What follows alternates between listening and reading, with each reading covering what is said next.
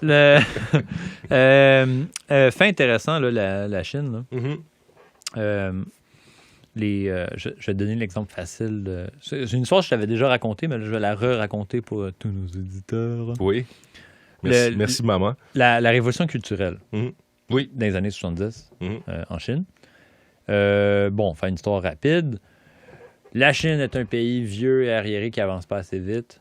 D'accord? Oui. Ça, c'est genre Mao, je sais plus qui dit ça. Parfait. Améliorons la Chine. Faut qu'on passe en modernité vitesse grand V. OK, ouais. Jouer du violon, faire de l'opéra chinois, le bouddhisme, écrire. Ouais, quasiment. La calligraphie traditionnelle, la peinture. Ouais, tout ouais. ça, c'est des arts bourgeois, anciens, rituels, c'est des vieilleries. Right.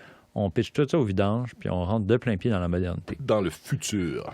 Premièrement, c'est vraiment hard. Mais deuxièmement, c'est comme un espèce de fantasme de science-fiction. Là. Oui. C'était...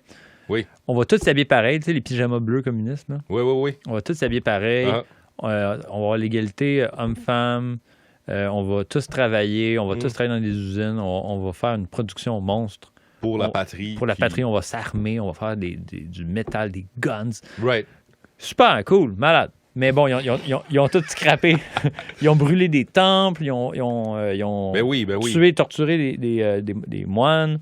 Ils ont brûlé l'Opéra de Pékin, ils ont brûlé des centaines de bibliothèques de livres, des œuvres d'art, la totale. Ça, est-ce que c'était le grand bond en avant c'est tout ça ou le grand bond en avant? Le grand bond en avant, c'est une section? Le grand bond en avant, c'est juste avant. OK. C'est un autre politique, c'est un autre mouvement, c'est une autre affaire. OK.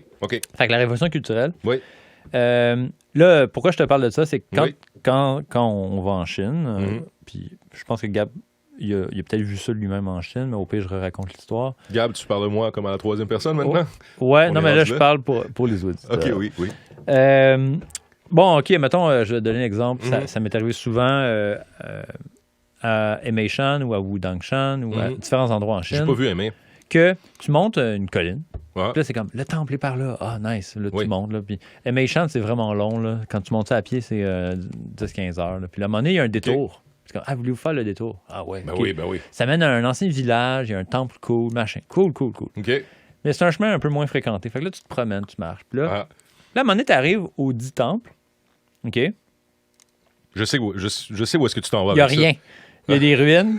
En fait, à Wudang, Emeishan, c'est un autre exemple. Je vais commencer par l'histoire de Wudang. Oui. Wudang, là, c'est genre le temple de Jade, ou je sais plus c'est quoi. Parce qu'on les deux, on est allés à Wudang. Ouais.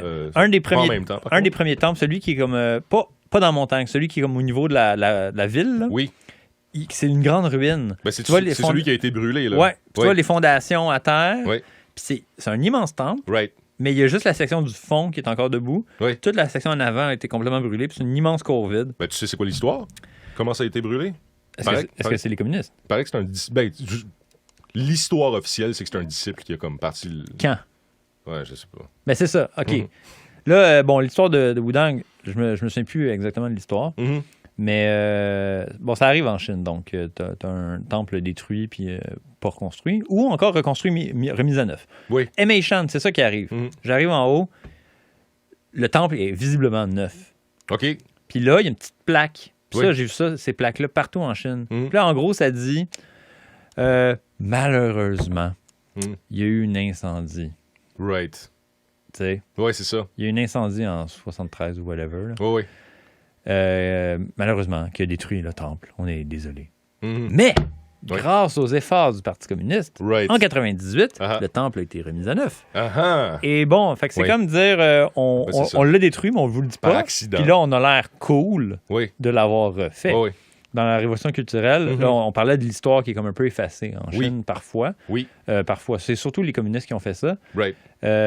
Ou encore des histoires du type tel auteur, dramaturge, auteur de théâtre, écrivain, journaliste, intellectuel, dissident, écrit des lettres ouvertes dans le journal, s'ostine avec les politiciens au sujet de X, Y, Z, right? Oui. Pendant la révolution culturelle.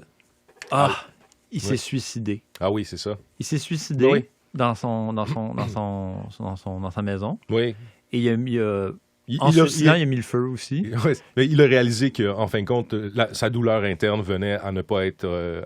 vivant. À ne pas continuer la ligne du parti. Donc, c'était trop. Il a laissé une lettre pour dire qu'en fin de compte, la bonne façon, c'était... Il annonce à tous qu'ils se suicident. Et ça pourrait être...